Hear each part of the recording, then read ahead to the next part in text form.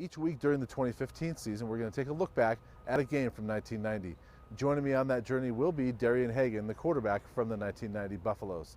Hope you join us throughout the season as Darian and I take a look back at the memories from 1990. All right, welcome back to our final look at the 1990 season. And Darian, we're at the Orange Bowl now. Well, we're not here at the Orange Bowl, but you guys are at the Orange Bowl. Finally, January 1st, you get Notre Dame, the team that beat you in the Orange Bowl the year before. And, give me your thoughts as you guys are going into that game. I mean, you get the same team, and there had to be some revenge on your mind, but also knowing that the national title was there. Yeah, it was definitely some revenge. It was some revenge. It was a chance for us to make it up to Sal, and, get the victory. It was an opportunity for us to know that we could, play with anybody in the country now. We thought we were a better team than the previous year. We were rolling. Everybody was healthy. So we were really, really excited, for the game. Yeah. Well, Notre Dame, obviously a very formidable opponent. I mean, they had won the national title, I think, 2 years before, finished second in 1989. So they're pretty good. I mean, they had a pretty good quarterback, Rick Meyer.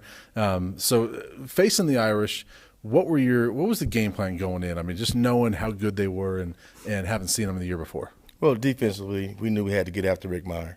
We knew we had to stop the run. And then if we can just control that part of it, offensively, we knew we could run the ball. We could smash mouth those guys. We just need to protect the ball.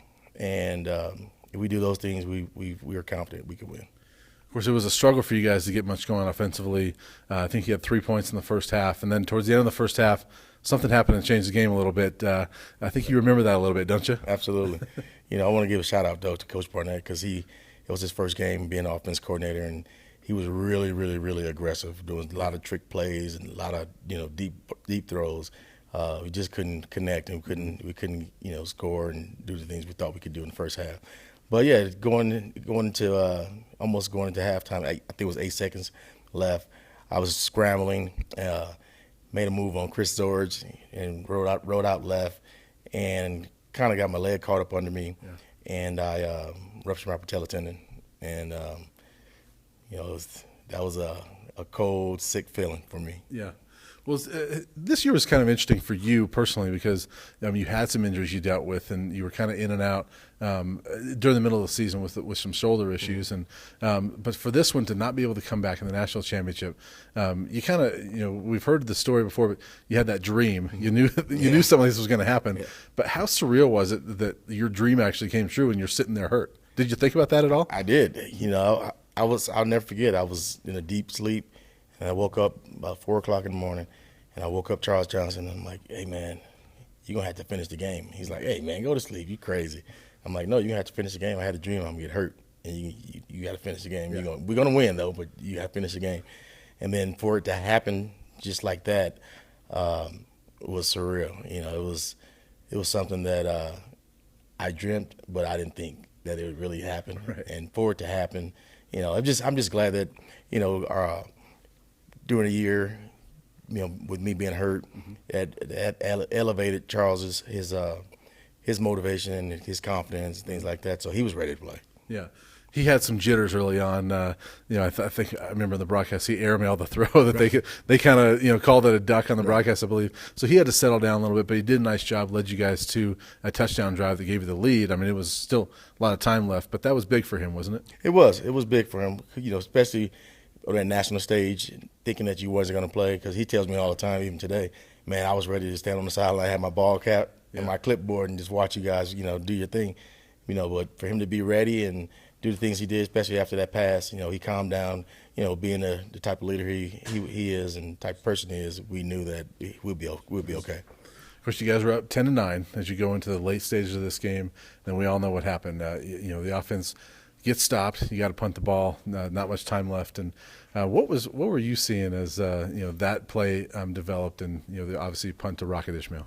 Well, I've always said that Coach McCartney told him to kick the ball out of bounds, and it was a bad snap, and he had to rush and kick it. That's why he kicked it right to him. But years later, now I know that he told him to kick it out of the end zone. Yeah. But we were on 35-yard line, on our 35-yard line going in, and there was no way he was going to be able to do that.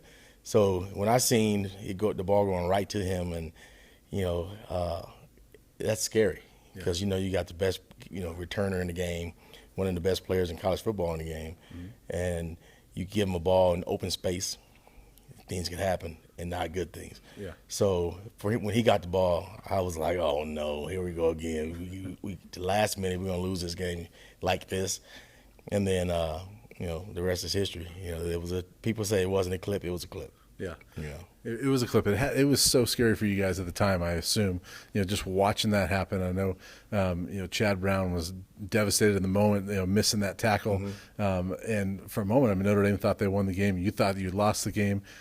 Take me through that moment of just before you see the flag and you know what's happening, just that moment of where you think we just lost this game. Yeah, it's a huge downer. You're just like, wow, I can't believe this.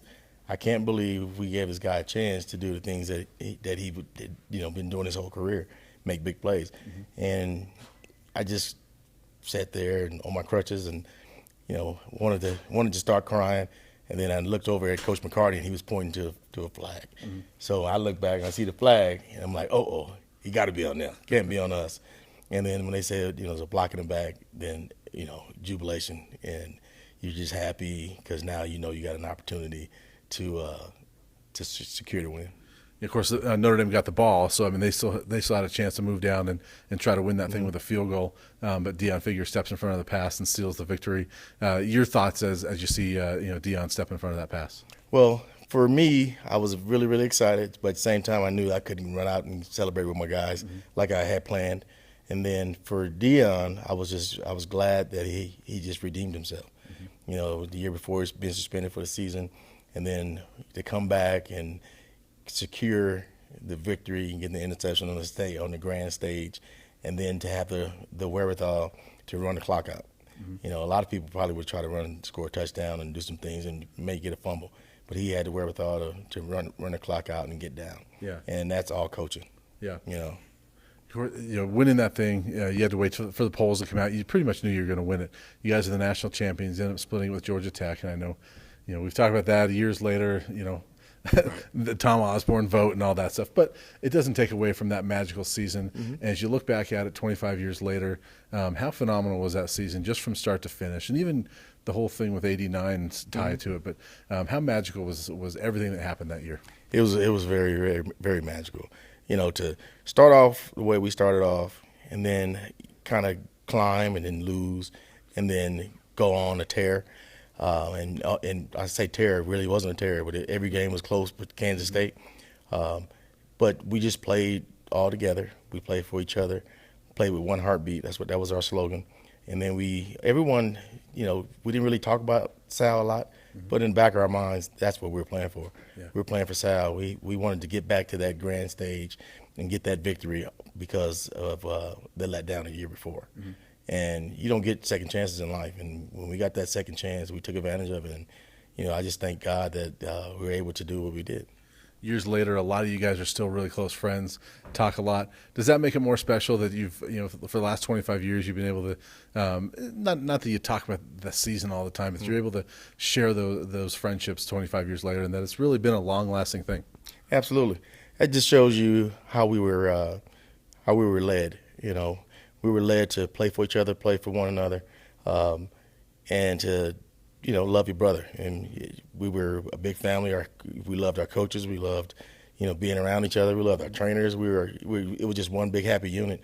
And then 25 years later, that never changes because of what happened as an 18-year-old, 19-year-old, and how you were raised. So pretty much from a maturing young guy trying to, figure out life, and then you figure out life at 26, 27, and you're 45 years old, you're mature, and now life is getting ready to pass you by, and those friendships and teammate bonds and all that stuff, it just thickens. Yeah.